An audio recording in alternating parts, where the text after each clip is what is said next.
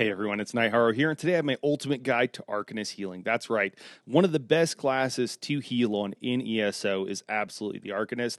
They have a ton of tools and a few things that make them honestly unique and will make certain very difficult things for a healer to do absolutely trivial, essentially heal checks. So with that, let's go ahead and jump in and we'll start talking about our skills here. So first up, we're going to have Tidal Chakram. Now this skill is basically replaces Radiating Regen. Radiating Regen is an ability that heals several targets and can basically help keep your party alive when they're scattered to the four winds. Think any 4-man dungeon that you've ever pugged. So Tidal Chakram basically can completely replace that skill. Now there are maybe a couple of situations, very unique situations, where you might want to run both Tidal Chakram and still Radiating Regen. Really, Veterum Asylum Sanctorum is really one of the few places I can think of, but I bet there's a handful of dungeons where that could also be helpful as well. But generally speaking, we're going to use Tidal Chakram to kind of replace Radiating Regen to provide a shield, not a heal, but a shield for our group whenever they are kind of spread out. And it smart targets as well, which is pretty nice. So picking targets that are low on health, and that really makes our job easier, or anything we pointing our reticle at, it'll also prioritize. Now, a note about Tidal Chakram. This is our method of consuming Crux. So we're in an Arcanist, so we need a way of generating Crux and consuming Crux to get the full benefit of several passives that we have. And in fact, let's just go ahead and take a look at those passes right now. Okay, so we're going to have two passes from our Curative Ruin Form skill line, which is our healing skill line. So first up is going to be Hideous Clarity, which whenever you generate a Crux, you restore 225 Magicka or Stamina, whichever is higher. So typically that'll be Magicka for us on a healer. And then the second one is Healing Tides. Your mastery of Weaving Fate and Abyssal Water increases your healing done by 3% per active Crux. So those are both kind of nice to haves. Certainly 3% increase healing up to 9% increase healing is pretty huge, to be totally honest with you. But this isn't going to make or break the bank, certainly not the recovery. And while 9% healing actually is pretty huge, really we're going to have to be pretty sweaty to think about making sure that we have three Crux, 9% increase healing at the time that we absolutely need it, which you can do if you're a little bit more sweaty and you're a little bit more intense about how you play the game. But generally speaking, I don't think those two are going to do that much for us. However, if we jump over to the Herald of the Tomb skill line and we look at Fated Fortune, so this allows us whenever we generate or consume Crux, it increases our critical damage, or more importantly, critical healing for us by 12% for 7 seconds. Now, with this build, we're going to be able to keep this up basically 100% of the time without really having to do anything special. We're just keeping up our normal skills. So the extra 12% critical healing is going to translate to about a 6% healing. It really is going to depend. It could be higher than that, could be less than that, depending on the group you're in and buffs you have and what have you. But it's going to be a significant increase to our raw healing, and we can get it fairly passively by just keeping up reasonable skills. And then our last one here is going to be from our Soldier of the Apocrypha skill line, Implacable Outcome. It basically allows you, whenever you consume a Crux, you generate 4 ultimate, and this can happen once every 8 seconds. Now, this is decent, but again, every 8 seconds, this is really weird, kind of an odd thing. We're not going to be proccing this. It's not worth the skill cast, basically. So this will happen passively in the background, and that's great, but I don't think this is really worried about actively doing. It's generally speaking not worth it, but it is a nice bonus just to have. So, we'll proc it just by accident. Hey guys, if you're enjoying this video and you find this information helpful and you want me to be able to continue to make videos about this, hey, first like and subscribe. Yeah. Second thing, share the video. Share it with other people that you know would find this useful, that would find it helpful, or that they could maybe share it with other people who are new to the game. Guys, I've been in some pug dungeons recently, and the number of healers that I've seen just spamming heavy attacks with a resto staff really is making me concerned that people don't know that heavy attacking with a resto staff does not heal the party. Anyways, I digress. Share this with people that want to know and need to know about how to heal in ESO. And, and then the last thing is consider becoming a channel member, guys. It's the best way you can support, or on Ko-fi. You can support me here on Ko-fi. It's linked all in my YouTube channel, but that allows me to continue to make great videos like this. All right, now with that, let's go ahead and move on. So again, you see this is there's a skill below this one. These kind of drop-down format on all of my cards represent a skill that is a flex spot, so you can put something else there. Now, generally speaking, as we just just went over in an Arcanist, you always want to generate crux and consume crux. However, if you're like, you know what, consuming crux is too much of a pain, I don't want to do it, I honestly think that's not the worst thing in the world, but I would try to generate crux and run around in fights with a full 3 crux, because that's going to increase your healing, as we saw, by 9%, which is significant. And honestly, I think it's easy to generate that 3 crux is kind of my point. Using the crux, not necessarily, like, you could argue there's pros and cons and it's not as good and what have you. Now, again, I recommend using it, but if you decided not to, that would be okay. Now, a great skill to use in a lot of heal check situations that will make them absolutely trivial is Curative Surge. Now, a lot of people don't like Curative Surge, and the reason for that is because it causes really bad habits for new healers, and there are situations where it doesn't work. I don't know why, I don't know how, but there are places where either morph of this, Cascading or Curative Surge, will not work. It will not target the thing you're pointing at, and I don't know why. One of the places is Dreadcell Reef on the first boss. For some reason, you could be pointing at somebody, hitting that beam, and it just absolutely will not hit them. And it's not a case of it choosing other targets. I'm talking about you're only pointing at like 1 or 2 people. They're in front of you. You're casting the beam, and it just doesn't hit them, and a tank can die from that. I don't know why. I don't know what's going on. It's ESO, so there's bugs everywhere. But there are other situations, such as Veteran Sunspire Tomb Healing, and Cloud Rest whenever you're healing everybody out of Baneful. Curative Surge will make those absolutely trivial, okay? You shield everybody with your Chakram, if you have it, or a single target shield, and then hit Curative Surge, and it'll just heal people. You can heal 2 tombs at once with this ability on hard mode. Absolutely broken. Incredibly good. The problem with it is it lasts 4.5 seconds. And what will happen is that all of your other hots will tick off. And so sure, while it's going, nobody's dying. But once it ends, you're going to have to recast quickly all of your ground hots to keep the group alive. And people can die during that time. And that's why people don't like this skill, because especially when you're new, you're not going to be doing a good job of keeping up your full rotation on your hots. And having a 4.5 second cast is going to make a lot of those dots run off. And then people will die right after this ability goes off. So keep that in mind and use this sparingly. Don't use it as the end-all be-all heal. You hit one button and everybody stays alive. It's just not really a good idea, because as soon as it ends, people will die if they're in a bad situation and you don't have plenty of ground hots down. Okay, so just keep that in mind. It's an amazing skill, but you want to use it when you need to in the proper situation. But this will consume crux for us if we need it. If we need a skill to consume crux, we could swap this out for our title Chakram. Now, moving on, next is going to be Illustrious Healing. Illustrious Healing is the go-to morph of this skill. I want to say a great job, as always, to the folks over at Healer's Haven who did the research and found out that Illustrious Healing will smart target whoever is low on health. That's what we mean by smart target. However, the other morph will not. And that's just crazy and broken. But for right now, just stick with Illustrious Healing. The other benefit of this is it lasts for a full 15 seconds versus 10 seconds.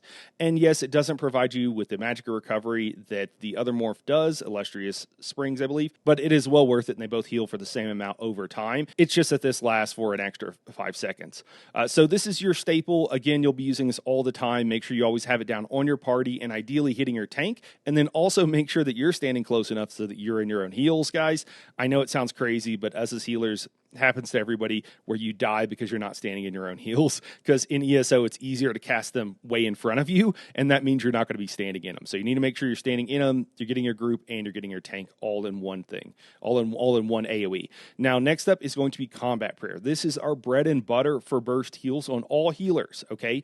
This is a giant AoE. The line goes out really far in front of you. It's decently wide, and it'll heal. Also, I should interrupt myself here. All heals that say to heal in an area, guys, they actually heal 6 people in that area, okay? So if you're in a trial situation or a PvP situation, just know that, it's only going to pick 6 people in that area to actually heal, which is why you want multiple sets of healing, because if you're in a trial situation, you actually have 10 people, if not more, because you're going to have 8 DPS, you're going to have 2 healers, and potentially a tank or 2. So just keep that in mind. But Combat Prayer is an amazing skill. It provides minor resolve for a group, which reduces their damage taken by just under 5%.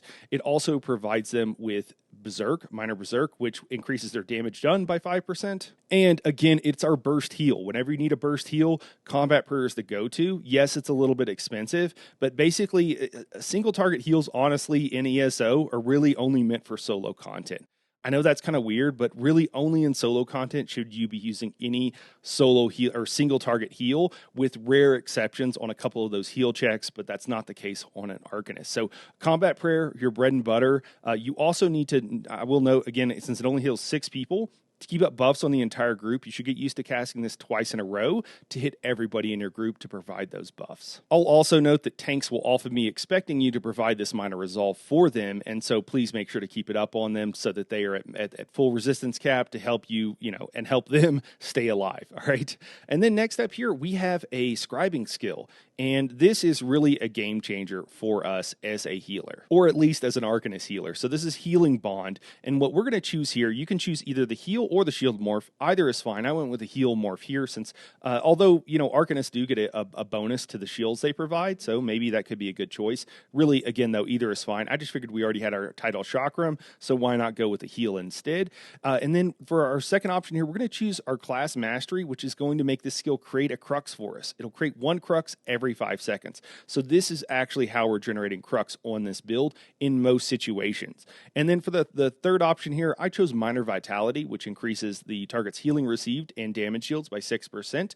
There are other things you could do here. I just liked Minor Vitality, and I think it's a good choice. If someone really wanted to argue strongly for some other buff, sure, or ask down in the comments. I'm happy to say, hey, this is why I wouldn't choose that, or why I think it's okay. I'm happy to go through all that, but I think Minor Vitality is a good option.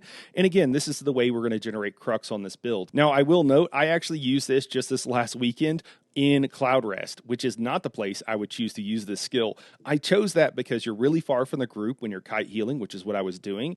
And so I wanted to see, how far does this 20 meters really feel in content? And the answer to that is it feels incredibly far.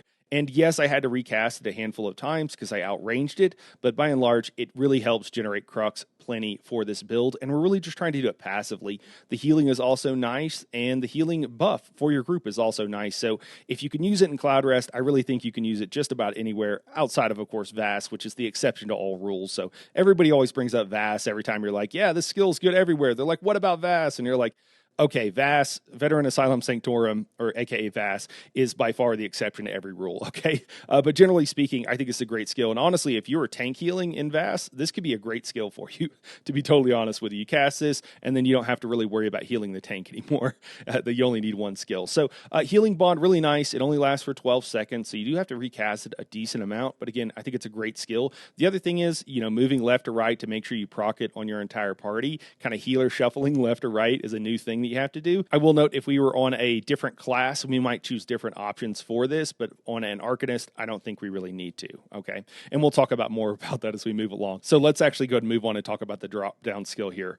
Crux Weave Armor. This is an alternative way of generating crux for us and doing it passively. So what happens with this ability, so it's really nice. It provides us with minor resolve, which increases our resistances and makes it harder for us to die, which is kind of a nice to have. Any situation where you're taking damage consistently, this will be a great way of generating crux and will be the easiest way, honestly. So if you wanted to swap this in on any fight that you knew you were going to take damage consistently, Cloud Rest, Kite Healing is absolutely one of them. You're always taking damage. So this would actually be the preferred thing to do in Cloud Rest as a very important note. And so, it just generates crux for us passively. Now, there are some fights where you don't really take very much damage, and so you won't generate crux often enough to want to use this skill in some situations, but it's an amazing skill and otherwise works really great for that crux generation. And again, with a 30-second duration, it makes it really easy to use on fights that we are indeed taking damage. There are also a lot of fights where you can choose to take a little bit of damage to generate crux. That's a little bit more advanced, but just know it is an option. So like if you're in Sunspire, walking underneath the dragons just a little bit will proc you use some damage. Okay, now is it going to be enough, and is that awkward to do while also healing the party? Yeah. So it's kind of optional on whether or not you want to do that. Just know that it's there and what it does. Moving on, next we have Overflowing Altar. So this is also a flex spot. One healer in the group, if you're in a trial, one of you needs to be using it, but only one. If you're in a dungeon, I would generally keep this on my bar if you're running a lot of dungeons. It just provides a burst heal for the group that they can use with the synergy.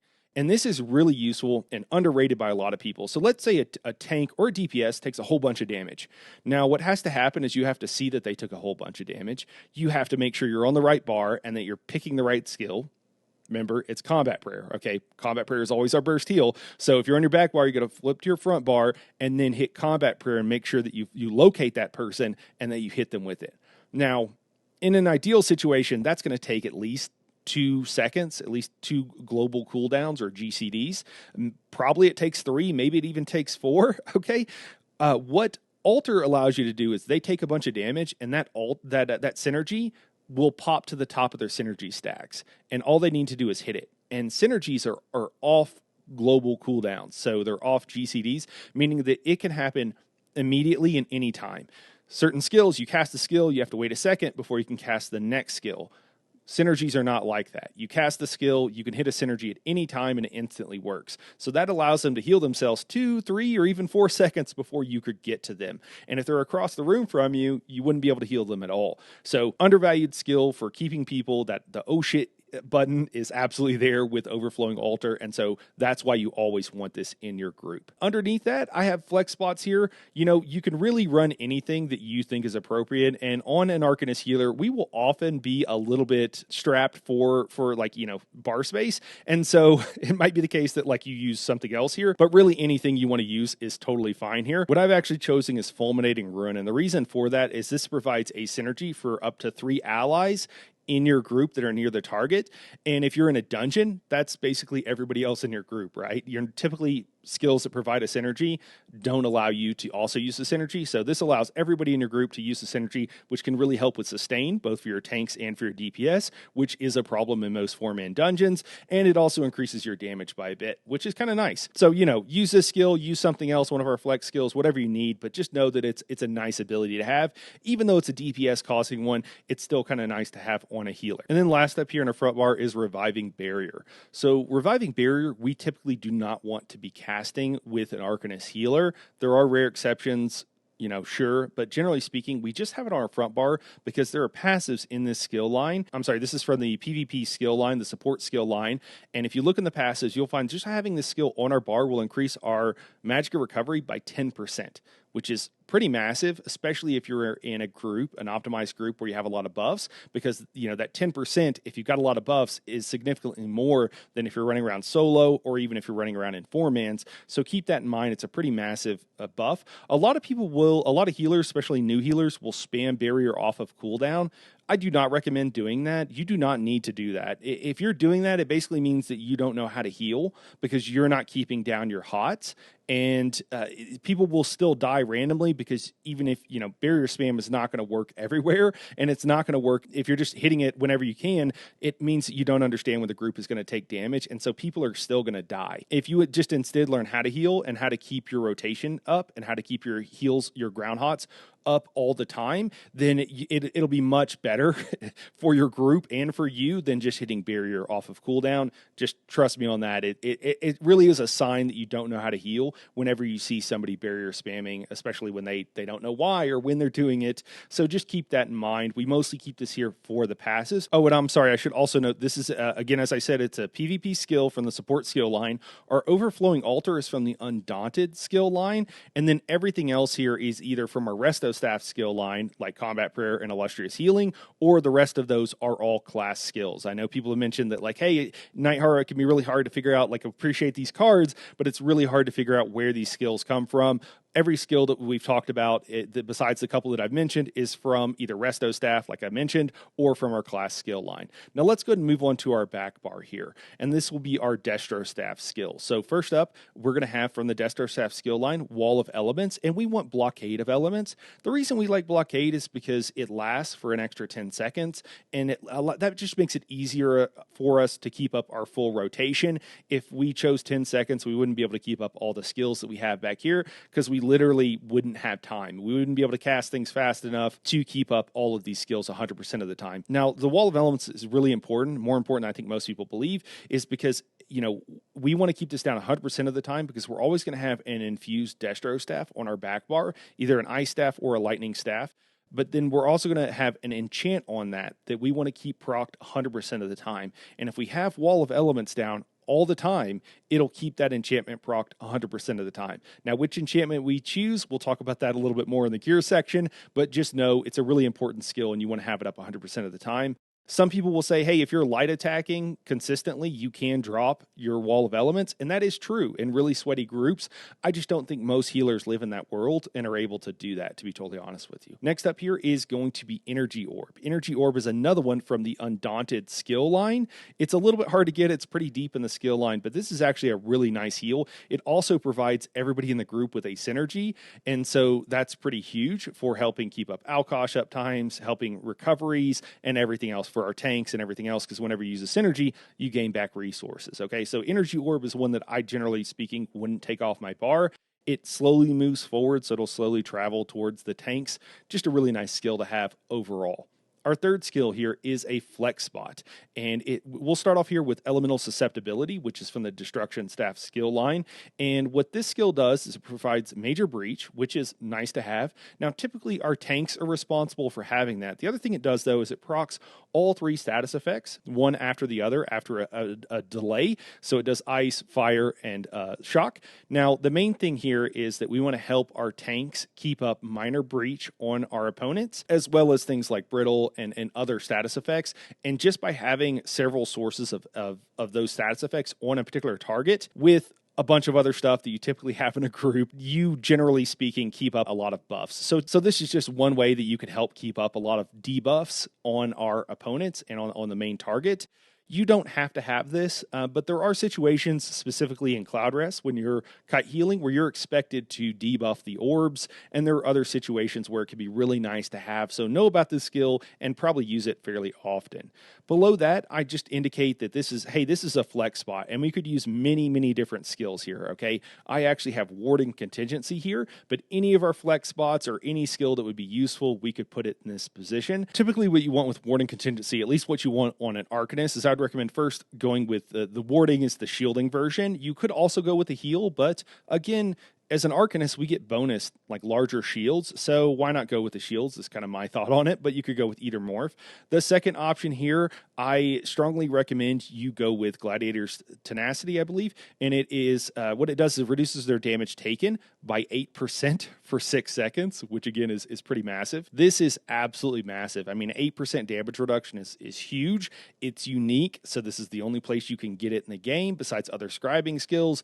Absolutely amazing. And then we're also going to choose Minor Protection, which will further reduce target's damage taken by 5%. Now, there are other sources of Minor Protection. There are other buffs you could get. This is what I recommend. If you want to ask me down in the comments or come to the Discord, we can chat about, the pros and cons of different things, why I chose this. But generally speaking, on a healer, you only need to use Contingency whenever you're in fights where your guys are going to take a lot of damage and there's heal checks. And so that's why I would use this. And the fact that you can cast it early when you know the heal check is coming means you can cast it right before it starts and you don't really lose anything on the heal check. So you can, and the burst that this provides and the damage reduction it provides is absolutely massive. So basically you want to use this anytime you're on a fight where there's a heal check. You want to swap this in. And again, it doesn't have to be here. It could be anywhere, any of your flex spots that make sense. Just know that it's one of the 2 main scribing skills that you as a healer are really going to use, really the only 2 that you need to use in any given situation. But I honestly think it's fairly situational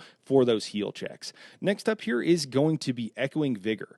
Echoing Vigor, it has been buffed a while back, and it's a staple now for most healers. It's a stamina heal. You do need to cast this twice to hit everybody in the group, because again, it only hits 6 people, so you can double cast this to make sure it's on the tanks and the other healer and all the DPS and everything. So get kind of used to double casting Echoing Vigor. And then last up here is Xena's Empowering Disc. Now this is a staple for Arcanist because it will provide Minor Courage, and there's not very many places to get Minor Courage in the game, and this skill works great at doing it. So first off, while they're in the AoE, they're always going to have that buff going. They're also going to get Minor Intellect and Minor Endurance, which can be, there are a lot of sources of those, but it's a little bit tricky. So you can provide that for your group to increase their recoveries. This can be very important for the tank as well, if you can make sure to get them inside of that circle. And then the other thing is that these effects stick to your targets for 10 seconds after leaving, which is why we don't choose the other morph of this skill. I've seen healers with the other morph of the skill. It doesn't heal for very much, and then the buff up times go away away as soon as I leave,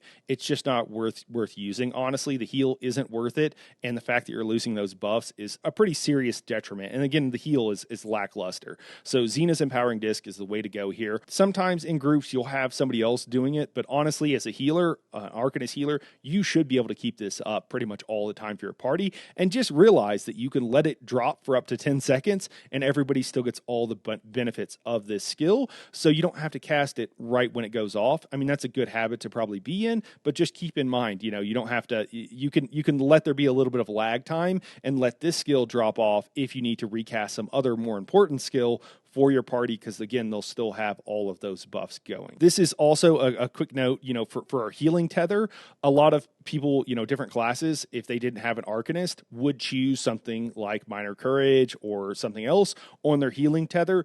You don't really need to. That's why, because you have Xena's Empowering Disc on an Arcanist. Also, a quick note here on the healing tether, a lot of, you know, another option here would be to provide your party with Minor Heroism to increase their ultimate regeneration. The thing is that most groups and most people should have that on their standard. And so, which is another scribing skill that DPS use. And so I don't think you need it. If your group doesn't have that for some reason, you could run it on your healing tether, but generally speaking, they should have it. And so you shouldn't have to do that, but whatever your raid lead asks you to do and whatever your group is running. Okay, now for our ultimates here, I recommend running Glyphic of the Tides. Glyphic of the Tides will provide your group with an extra 200 weapon and spell damage, as well as providing them with a huge heal in that area, which is a massive area, and major protection, reducing their damage taken by 10%. This is pretty massive, pretty huge heal. You could use this on heal checks. You could use this in a lot of different situations. Now, normally on an Arcanist healer, I would recommend running Spell Power Cure and Pillager's Prophet with Pearls and Symphony. And the reason for that is because Pillager's Prophet, you will drop an ultimate every 400. And typically what healers do is they'll just do Barrier because we don't have anything better to do. But in Arcanist, the Glyphic is absolutely better. And so that's why you want to use this. Now, if you're not running Pillager's Prophet and the other healer is, you'll probably want and be asked to run Warhorn. So just make sure you have Warhorn leveled up. You want aggressive Warhorn just to increase the group's buffs and healing. Just know that Glyphic of the Tides is really nice when you're on the Pillager's Prophet healer and you use that every 400 ult or whenever the raid lead asks for it as a way of buffing everybody's DPS and giving them about a bunch of ultimate back. And again, the extra weapon and spell damage is again a significant damage boost, not to mention the heal. I'll actually use this in certain situations when I'm in training groups and things have gone really wrong.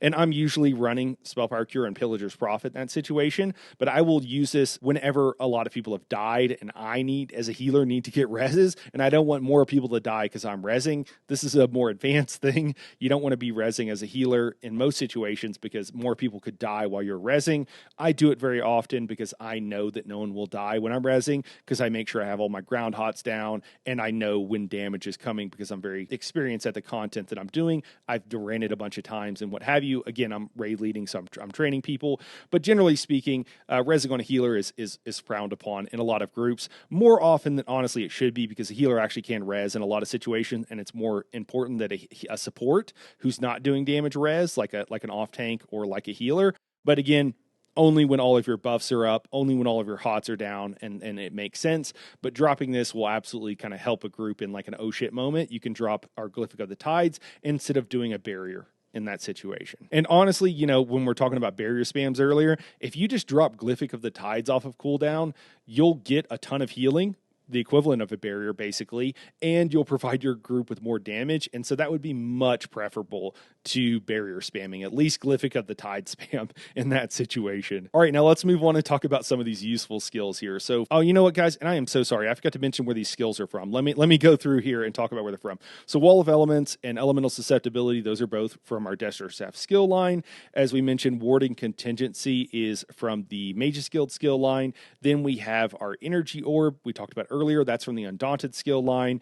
Echoing Vigor is from the PvP skill line. And then Xena's Disc and our Glyphic of the Tides are both from our class skill lines. And then Warhorn is again from the PvP skill line. Okay. Usually it's PvP or Undaunted where most of these kind of miscellaneous skills come from. But I'm sorry about that. I forgot to mention where all of those came from. All right. Now let's go and move on to useful skills from the PvP skill line. Guys, I know on a healer, if you're a PvE healer, you got to run this a lot. Okay. So I know that, PvP, you might not want to do it, but just run in there and heal all your allies as best you can. Okay. So efficient purge is absolutely a great go-to skill. You really want to get the skill leveled up and then morph to efficient purge, because the inefficient purge costs like 8,000 magicka and the efficient purge drops down to like 5,000. So it's like a 3,000 magicka swing. It's huge. It's still very expensive, but absolutely critical in the few places that you need it. Next up is going to be Bone Surge. Bone Surge is, again, very situational. This is from the Undaunted skill line, and you use this in Cloud Rest, for example, on the heal checks, so that everybody can use the synergy to provide themselves with a shield.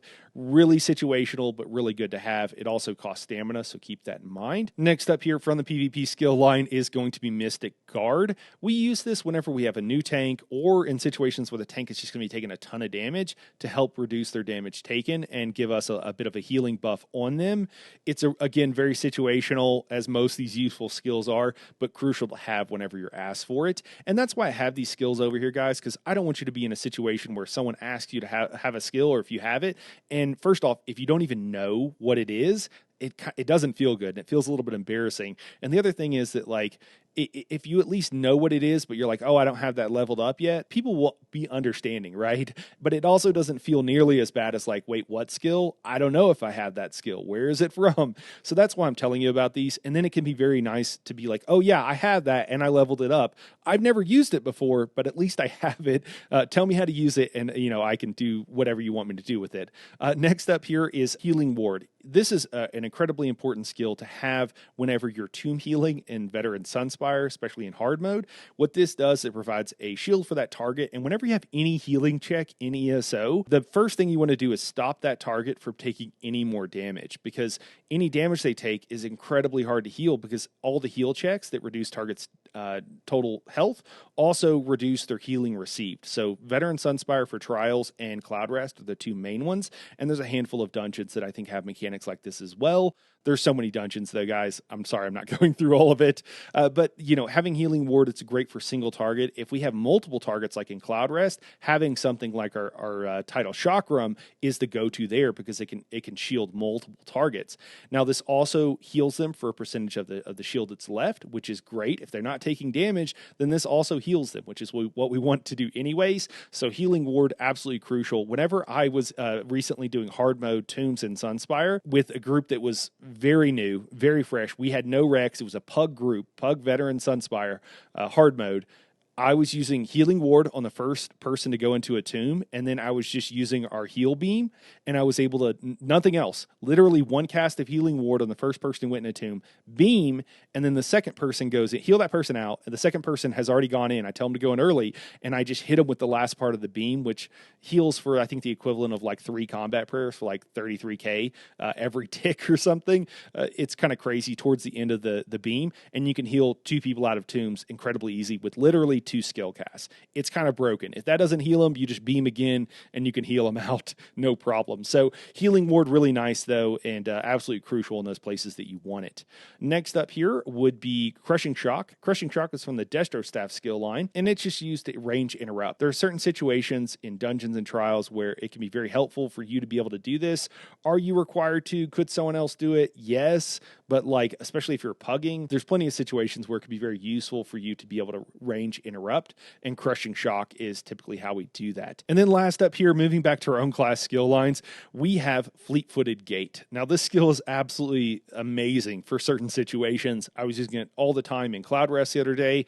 It's also nice in dungeons just to be able to keep up with the freaking group when they're running ahead of you, so you can port.